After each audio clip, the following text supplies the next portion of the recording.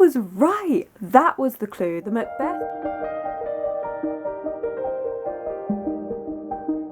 Hello my loves, and thank you for joining me. It's Kirsten and we're at the start of the Tackle Your TBR readathon. For me, this is taking place on Christmas Eve, so the 23rd of December, and I'm really excited about it. I know it's a little bit late coming out, just the way it worked out this time, I'm afraid. Just a quick overview for those of you that don't know, the Tackle Your TBR readathon is a bi-monthly readathon all about resting, relaxing and taking a bit of time for yourself, and also reading and tackling those TBRs while we're at it. You can change this readathon to however you want. I do stipulate that in the announcement videos, so if you want to change it so it's across the whole month, across a week, a different day, whatever works for you. For me, I'm going to be starting it this evening, which is actually the 22nd. It is almost 5 o'clock of the evening. I'm not going to be reading just yet, however this is a good time for me to start it, and then we'll get properly underway tomorrow, probably around 8 o'clock, wrapping this all up. I do sleep, I can't be going without my sleep. But let's get into the books that I plan on reading for this video. Obviously if you've seen the announcement video you would already know because I said these, but I have 4 books to fulfill 4 prompts. You don't have to use the prompts,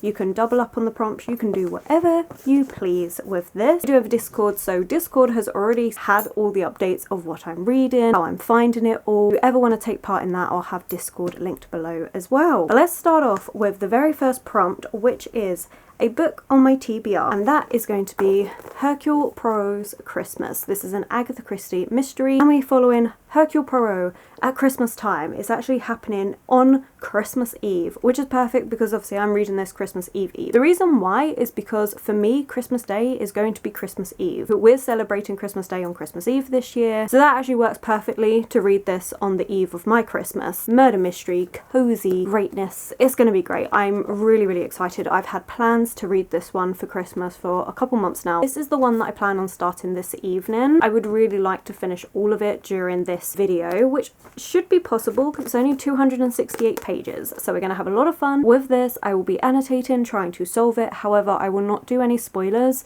so don't worry about that if you haven't read this one. The next prompt is to continue a series, and this one I stretched out a little bit because there's been a new release by one of my favourite authors ever, The Narrow Road Between Desires by Patrick Rothfuss. So technically this isn't continuing on the series, this is a companion to the series. The series starts with The Name of the Wind. I absolutely love that book, and this one we're following a character from that book in one day.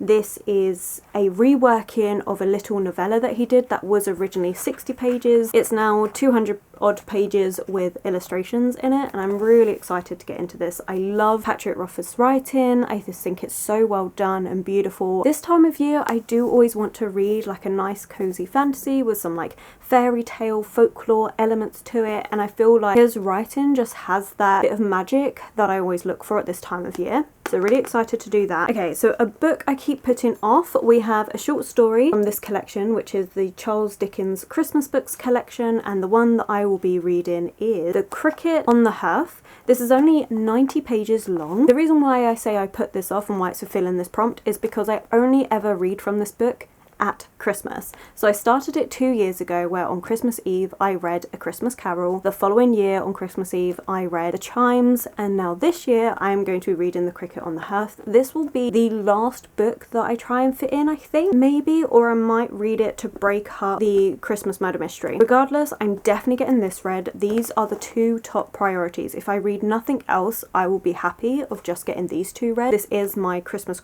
tradition that I have made, although I am reading it slightly earlier because I will be picking this one up tomorrow on the 23rd instead of the 24th like I normally do. Again, because my Christmas is actually happening a day early, it still fulfills that I'm reading it on the night before Christmas. That's the way I'm justifying it, but I'm really looking forward to it. I really enjoy these Charles Dickens Christmas stories. I didn't even realise that he had done others other than A Christmas Carol, so it's really fun to read, just see the different ones that have happened. So yeah, really excited to get to that one. And then the final prompt is just a short book, and for that I have gone with The Complete Fairy Stories of Oscar Wilde. Now I don't imagine I'm going to finish this book at all, but even if I just read a couple, because they are very short, are 15 pages or 10 pages long, one's even less at being 8 pages, there's definitely a chance that I can get through at least a few stories in here. And for those of you that haven't seen these videos before, I love a short story collection to break up my reading for the day. Sometimes I use manga to do this, but it just gives me a break from the main novel. So I normally do this as having one main novel that I try and get read, a collection of short stories to break it up with, as well as manga or things like that, just to break up the day for me. As it happens, I have 2 lots of short stories and then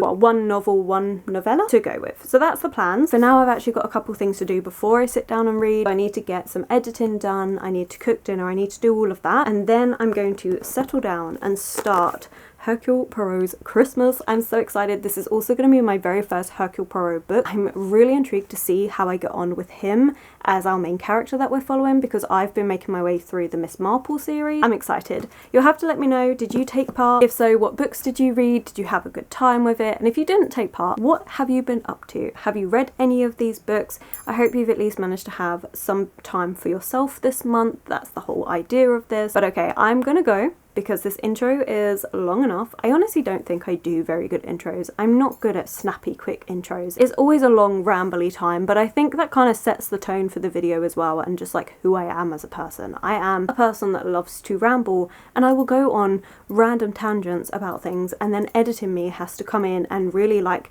annihilate the things I say, and it still ends up being rambly. And at that point, which I've just made, I think it is time for me to stop talking, because I am starting to ramble. I hope you enjoy the video, and I will catch up with you probably tomorrow morning. I probably won't be updating again this evening because obviously people going to bed and everything. I will catch you tomorrow morning, first thing in the morning, with what I got up to. I'm also going to be planning to bake some mince pies, and I'm really excited, just like getting ourselves ready for Christmas as well. Anyway, right, I'm going to go. I will stop talking and I'll catch up with you very soon.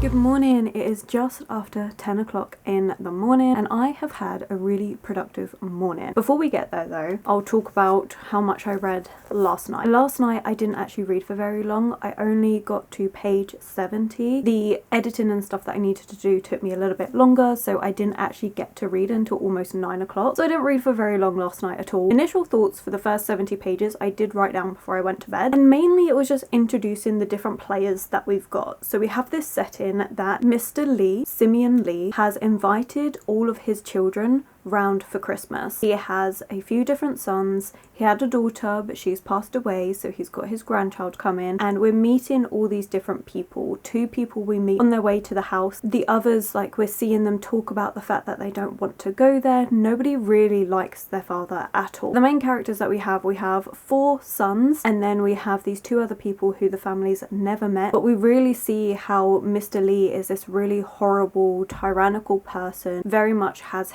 everything done his way, otherwise you're cut out of the will will. He's not interested. He is a very rich, very influential person. As a result, he uses that to become a dictator to whatever he wants. At the end of page 70, we have Mr. Lee, who has been murdered. And we're finding out from there. So that's where I left it last night, and I did like it. I didn't annotate anything last night, to be fair, because it was just introducing the different characters, the different players in the game, etc. Then this morning I woke up at just before 7 o'clock. I did try going back to bed, but it just wasn't happening, so instead I decided to get up and make some mince pies ready for tomorrow. So I like making mince pies, and I've made them a few times, and you know, most people seem to like, I mean, out of my family that has tried them, they all seem to like it, and I like mince pies. I like making mince pies. However, I am not the best pastry person, so I always buy everything pre-rolled and pre-done for me, but this time was a bit of a flop.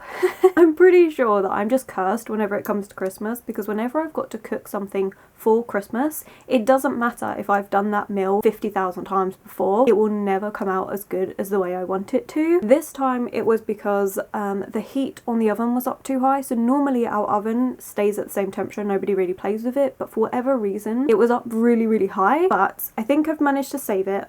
It just took me a lot longer than expected, and I also tried doing something different with like making them circular.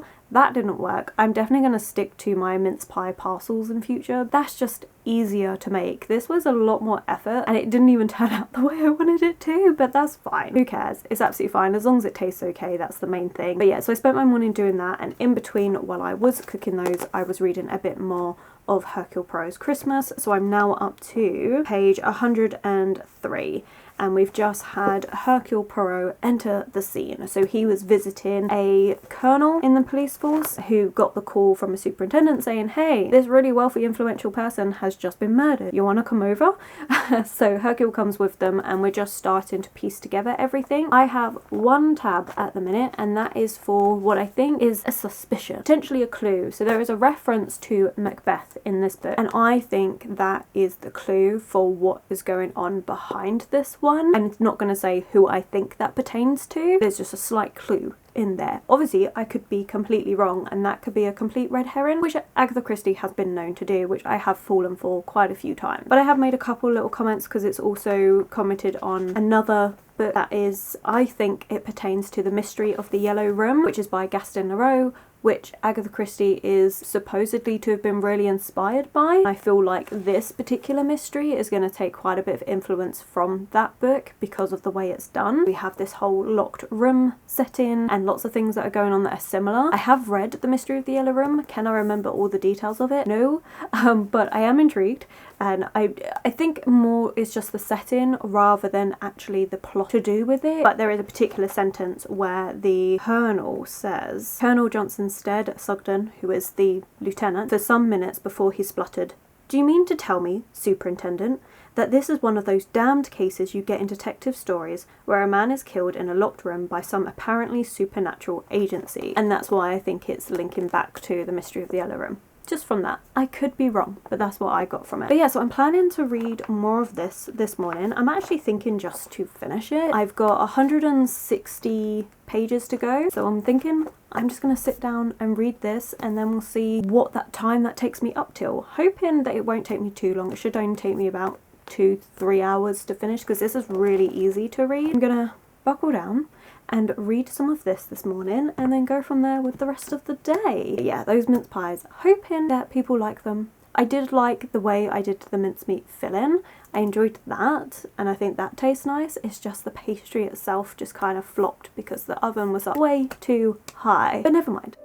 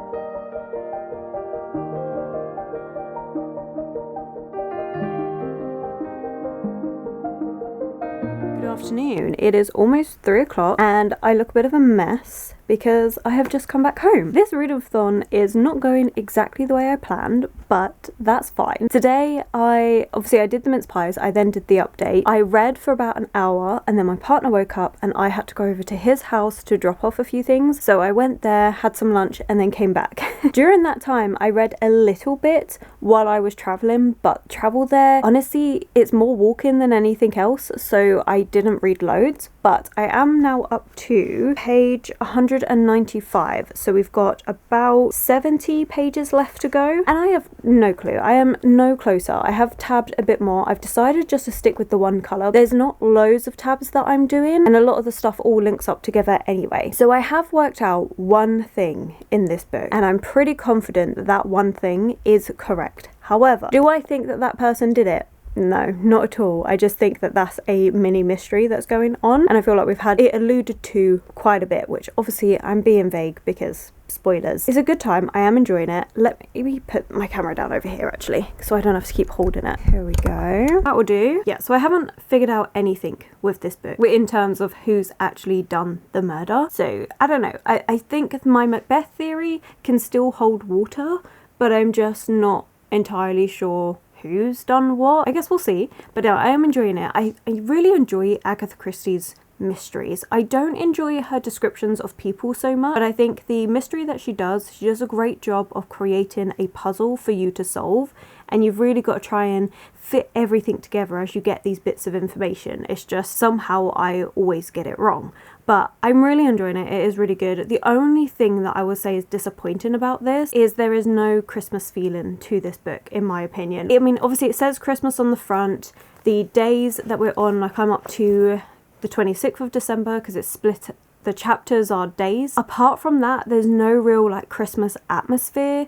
There's no descriptions of any like Christmas decorations or preparing in any way. There's none of that. And I do get it because obviously our main patriarch that's died, or been murdered, he's a horrible person and no one was looking forward to this Christmas. But apart from them mentioning every so often it's Christmas and it's the time for forgiveness, there's nothing else there that makes you go, oh, this is Christmas, it feels like Christmas. It doesn't have that. So that's a bit disappointing because I was hoping for that in this book. I feel like if you just took out the word Christmas and changed the chapters to just chapter 1, chapter 2, you could read this at any time of the year and you would not notice. So there's just nothing in terms of atmosphere or feeling or descriptions to do with Christmas in this book. I'm planning to finish it now because, like I say, I haven't done loads with this readathon. It's not been the best in terms of getting reading done, but I don't know, I woke up this morning with a really bad headache, so I haven't read loads, but the headache's now gone. So I've got this afternoon to do lots of reading. So the first thing I'm going to do is finish off this, then we'll check in, and then we'll move on to different books.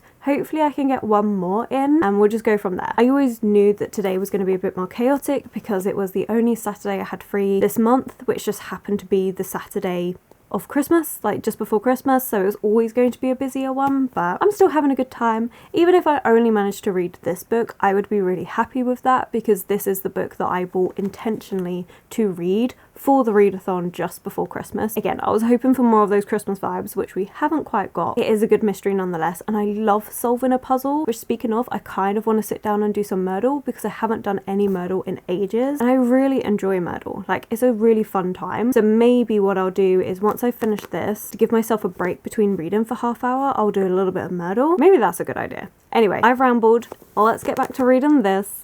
I'm just so intrigued because I don't know who's done it. I've got no idea. And I feel like it's going to be really obvious and I'm going to think, oh, why didn't I think of that? I mean, I'm still pleased I've figured one thing out. Not that it's been confirmed yet, but I feel like I've figured one thing out. Let's actually read this.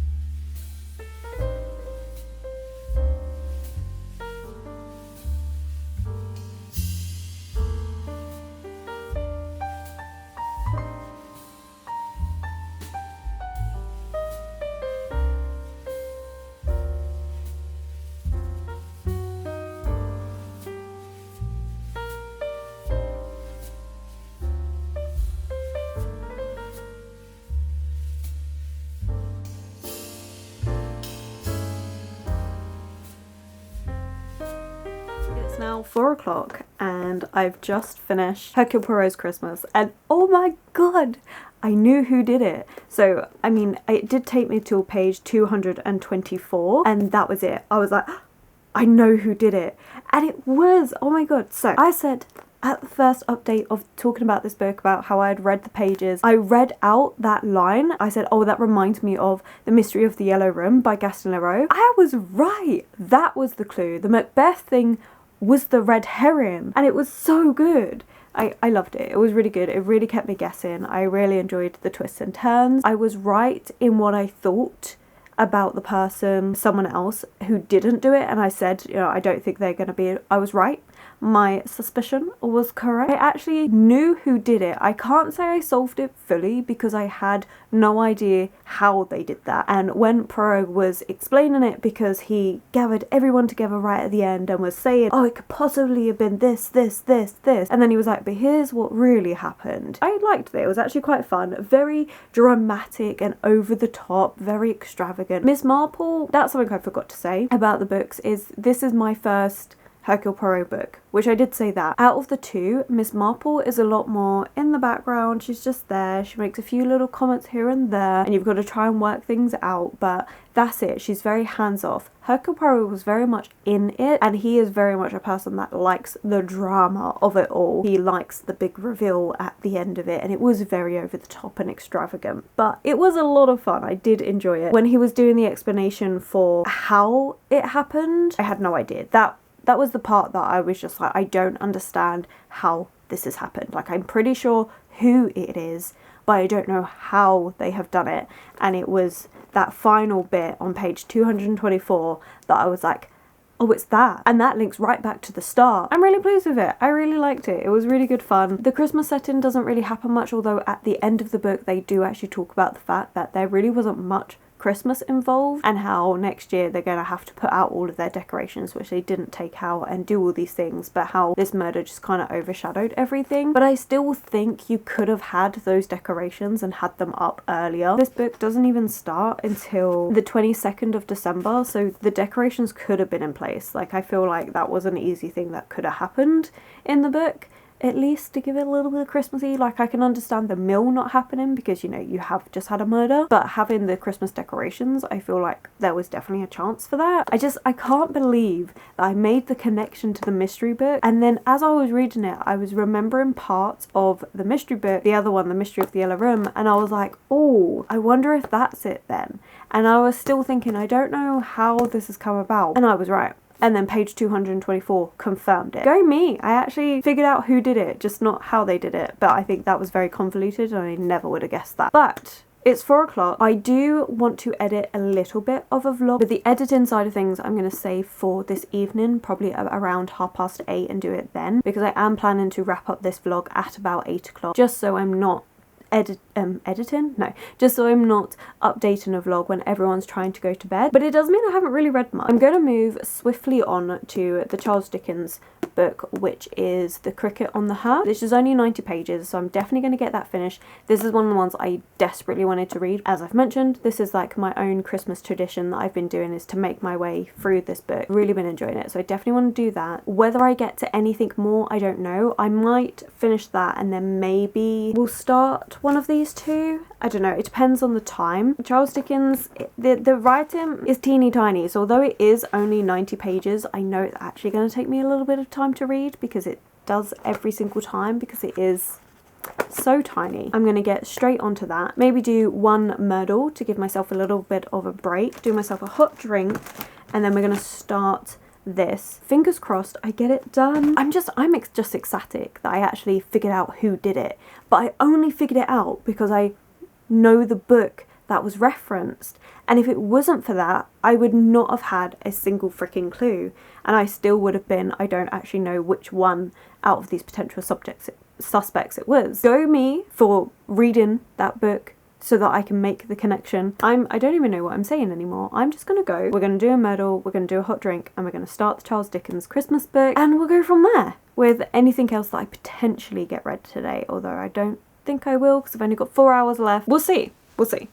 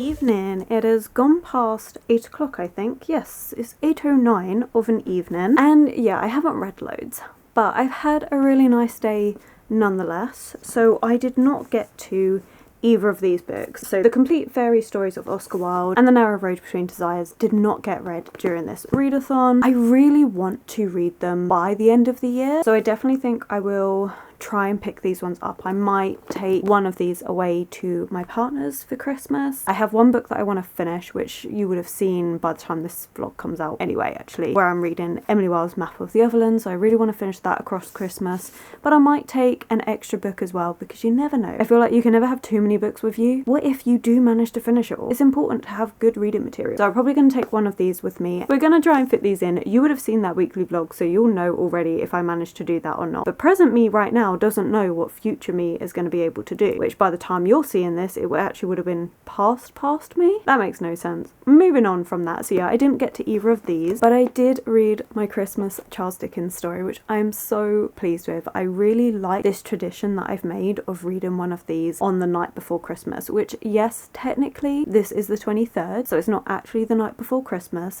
but considering that my family is celebrating Christmas on Christmas Eve this year, and as much as I will be celebrating Christmas with my partner on Christmas Day, it's really nice that I still got to read this before Christmas for me. Again, does that make sense? I don't know, I'm rather tired. But yeah, I'm really pleased that I read it. It took me a little while to read, but it was really lovely, and I just sat down and read the whole thing in one go. I didn't take any breaks from it. This was really nice and heartwarming. It wasn't necessarily around Christmas. That's one thing I've noticed, actually. So A Christmas Carol obviously takes place across Christmas Eve, which is the perfect time to then read that story because it takes place on Christmas Eve. The second book in here is The Chimes, and that takes place on New Year's Eve, and it's actually kind of like a New Year version of Christmas Carol, but just make it a little bit more dreary and drab. And then this one takes place towards the end of January, but this one was really nice. It was really heartwarming, and it was all about the home.